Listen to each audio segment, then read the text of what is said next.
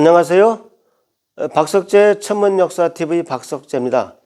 오늘은 천문역사 뉴스 카테고리 36번째 시간입니다.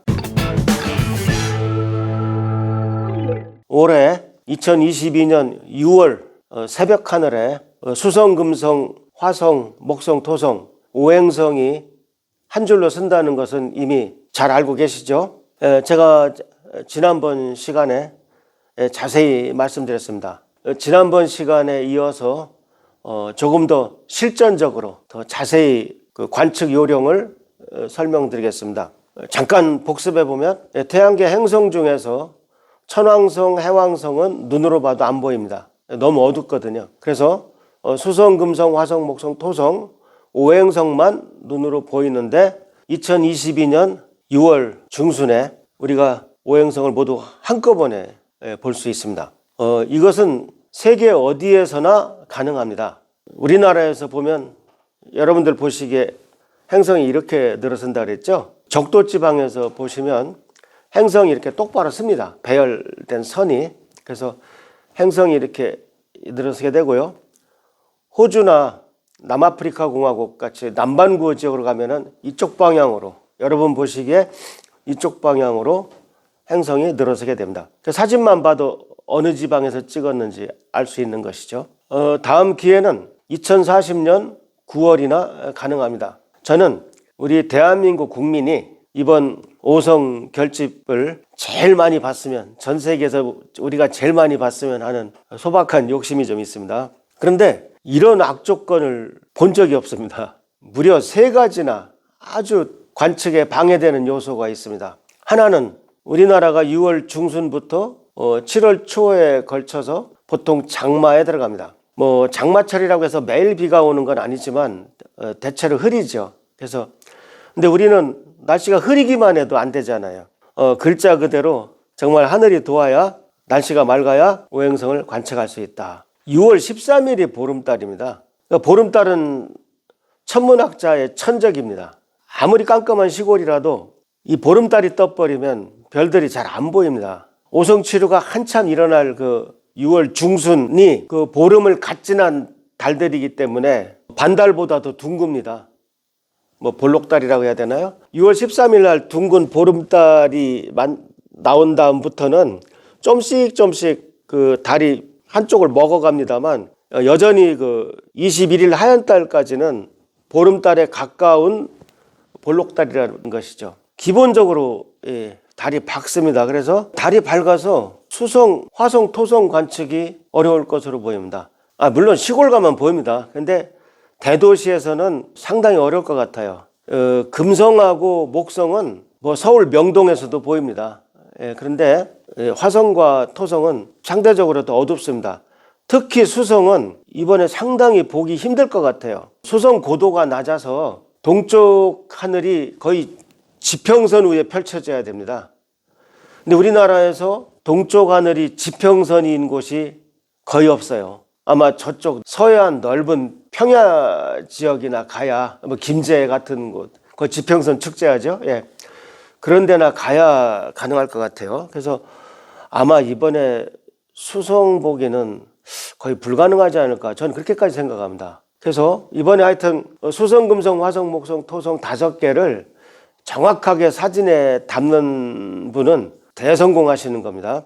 물론 깜깜한 시골 밤하늘에 가면 5개 다 보입니다. 근데 수성은 고도가 제일 낮아서 지평선에 가까운 곳이 있어야 확실하게 볼 수 있다, 이런 예상이 됩니다. 또 마지막 조건은 이게 하지입니다. 하지. 6월 21일이 하지잖아요. 하지는 1년 중에 낮이 제일 긴 날이죠. 그러니까 해가 일찍 떠서 늦게 집니다. 그래서 하진날 일출 시간이 5시 10분인데 이 말은 사실 5시에 관측이 불가능하다는 뜻입니다. 이 일출 시각에 그걸 어려운 말로 이제 박명 시간이라고 하는데, 오히려 한 30분 이상 시간을 더해야 별을 완벽하게 볼 수 있는 조건이 됩니다. 그러니까 적어도 4시 반 전에 보셔야 될 것 같습니다. 저도 새벽 하늘에 나가서 보니까 4시 반이 지나면 관측이 어렵겠더라고요. 근데 지금 문제는 뭐냐? 그럼 뭐 새벽 4시 나가서 3시 나가서 보지 뭐 이렇게 생각하시 쉬운데 수성이 안 떠요. 수성은 바로 해 위에서 뜨기 때문에 4시 정도면 수성이 안 뜹니다. 그래서 이번에 특히나 수성을 볼 수 있는 기회는 4시 15분에서 4시 45분 사이, 그때 한 15분 정도, 그 30분 사이에서 한 15분 정도 가능할 것으로 예측이 됩니다. 저도 다른 행성은 뭐 수백 번 봤는데 수성은 지금까지 평생 한 서너 차례밖에 못 봤습니다. 뭐 정확한 건지는 모르겠는데 코페르니쿠스도 수성을 못 봤다는 어떤 일설이 있습니다. 그래서 적어도 4시 반 이전에 보셔야 한다는 겁니다. 5시면 벌써 훤해요. 제가 지난번에 성좌도를 보여드렸을 때 그냥 관례적으로 3시, 4시, 5시, 6시 중에 그냥 5시 걸 골라서 보여드렸는데 실질적으로 그 관측의 마지노 시간인 4시 반 하늘을 가지고 종합적인 안내를 해드리겠습니다. 그리고 오성결집 공개 관측회가 일정이 거의 확정됐습니다. 사단법인 한국아마추어천문학회와 사단법인 대한사랑이 전국 8곳에서 공개 관측회를 주최합니다. 여기 보시면 서울은 18, 19 관측을 합니다. 이 말은 무슨 뜻이냐면 요 밑에 설명을 해놨죠. 18일 새벽, 19일 새벽에 본다는 뜻이 아니라 18일 저녁부터 19일 새벽까지, 즉 철야 관측계를 하겠다는 뜻입니다. 여의도 한강공원 제1주차장, 지난번에 제가 노을공원이라고 안내해 드렸는데 혹시 사람이 많이 오면 안전사고 같은 것이 걱정이 됐습니다. 그래서 한강공원 제1주차장으로 한강 둔치로 장소를 바꿨습니다. 천체망원경은 15대가 나올 예정입니다.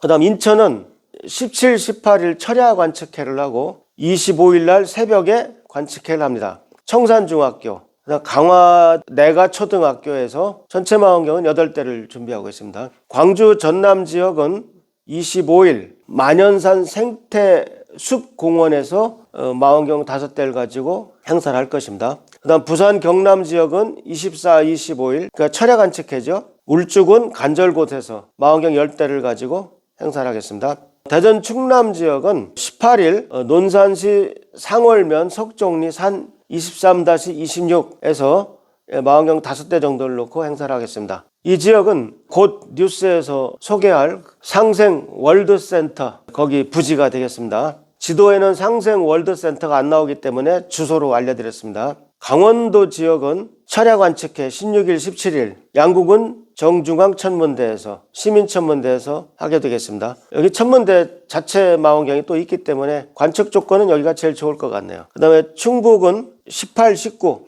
보은 내북초등학교에서 계획하고 있습니다. 전라북도는 18일 새벽 모악산 도립미술관 앞 광장에서 하겠습니다. 전국에 총 55대 천체망원경을 동원해서 이번에 공개 관측회를 하겠습니다. 여러분, 천체망원경은 악기와 같아서 남한테 이렇게 빌려주거나 내놓기 쉽지 않은 물건입니다. 그 정말 나사라도 하나 빠지면 같은 규격 나사 찾기도 어려워요. 그래서 이거는 전적으로 우리 한국아마추어천문학회 회원들의 그 양해 아래 진행되는 행사다, 이렇게 생각하십니다.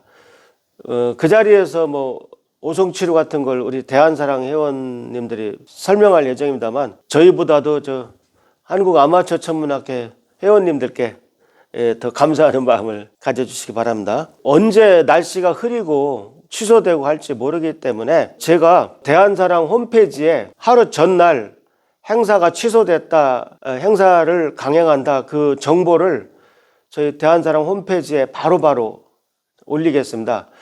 전화번호를 올리려고 했더니 다들 개인 휴대폰 번호여서 좀 어려울 것 같습니다. 그래서 대한사랑 홈페이지에 오성결집 공개 관측회를 소개한 그 부분을 특히 댓글을 좀 잘 봐주세요. 제가 빨리 글을 올 수 있는, 정보를 드릴 수 있는 방법은 댓글에 올리는 수밖에 없거든요. 그래서 혹시 새벽에 뭐 거의 3시에 일어나셔야 되는데 허탕치신 일이 없기 바랍니다. 이 사진은 대한사랑 정읍역사천문학교 최봉규 교장 선생님이 찍으신 사진입니다. 하늘이 꽤 밝은데도 행성 4개가 뚜렷하게 나와서 제가 보여드리는 겁니다. 이거는 지금 굉장히 밝은 하늘입니다. 하늘이 밝아진 후에 찍었기 때문에 더 가치가 있는 것입니다. 깜깜할 때 같으면 당연히 잘 나오죠. 그런데 여러분들이 새벽 해가 떴는데도 여기서 현재 4개를 보실 수 있다. 여러분들이 자신감을 좀 심어드리려고 일부러 이 사진을 골랐습니다. 예, 이것이 토성입니다. 여러분이 보는 요 별이 토성이고요. 지금 여기 2개가 붙어 있는데 이 2개가 계속 멀어지게 됩니다. 화성이 자꾸 해 쪽으로 진행을 해서 결국은 조금 멀어지게 됩니다. 요것이 목성이고 요것이 화성입니다. 5월 달에만 해도 화성이 이쪽에 있었죠. 목성이 이쪽에 있었고. 근데 이제 위치가 바뀌었습니다. 그 다음에 요것이 금성입니다. 마이너스 4등성입니다. 워낙 밝기 때문에 해가 떠올라도 큰 지장이 없습니다. 근데 문제는 수성입니다. 지금 여기는 당연히 수성이 안 나와 있습니다. 왜냐하면 이건 6월 초에 찍었기 때문입니다. 지금 수성이 계속 올라오고 있습니다. 6월 17일에 수성이 최고로 올라오게 됩니다. 그래서 모든 관측해를 17일, 18일, 19일, 20일에 집중하고 있는 것입니다. 이번에는 4시 반 시각을 가지고 안내를 해드리겠습니다. 이것이 6월 7일 현충일 다음 날의 상황입니다. 지금 4시 반 상황입니다. 4시 반이면 수성이 지평선에 걸려 있습니다. 이 정도면은 뭐 산이나 집이 있어서 볼 수 없죠. 금성은 가능합니다. 금성, 화성, 목성, 토성이 현재 위치하고 있습니다. 제가 날짜를 하루하루 가게 되면은 수성이 올라오게 됩니다. 다른 행성들은 거의 변화가 없어요. 그 다음에 달이 나타나게 됩니다. 그 2가지만 주목해 보시면 되겠습니다. 6월 8일 수성이 조금 올라왔죠. 6월 9일 수성이 더 올라왔습니다. 6월 10일, 11일, 12일, 13일, 14일, 15일, 16일, 17일. 이것이 전부 4시 반 상황입니다. 그러니까 무슨 말인지 아시겠죠? 그러니까 일찍 가셔서 3시에 가시면 수성을 볼 수가 없습니다. 아직 안 떠올랐기 때문에. 그래서 아까 말씀드린 것처럼 4시와 4시 반 사이에 그 부분에 잠깐 수성을 볼 수 있는 기회가 있겠다. 그렇게 말씀드립니다. 이제 달이 드디어 나타났어요. 달이 나타나가지고 18일이면은 아주 보기 좋게 해와 달 사이에 5개 행성이 들어가게 됩니다. 그러나 하루만 지나도 이 달이 토성 안으로 들어오게 됩니다. 한번 보실까요? 19일 달이 들어왔죠.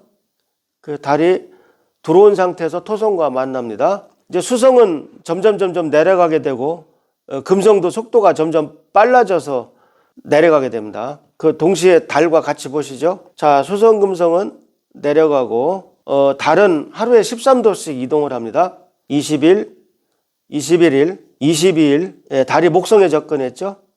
지금 수성과 금성은 해로 내려갑니다. 23일 달이 화성에 접근했습니다. 24일 수성금성이 살살 내려가죠. 25일, 26일 달이 금성에 접근했습니다. 수성은 빠른 속도로 내려가고 있습니다. 27일 달이 수성에 접근했습니다. 이때는 아마 달이 너무 가늘어서 거의 안 보일 겁니다. 28일 이 정도면 달이 완전히 사라지죠. 수성이 29, 30, 7월 들면서 수성이 사라지게 됩니다. 이번 관측해에서 수성을 보는 분은 저는 정말 운이 좋은 분이라고 생각합니다. 그래서 꼭 경험이 많은 아마추어 천문학자들의 도움을 받아서 이번에 평생 한번 볼까 말까한 5성 결집을 즐겨주시기 바랍니다. 그럼 오늘은 여기서 마치겠습니다. 많은 구독 부탁드립니다.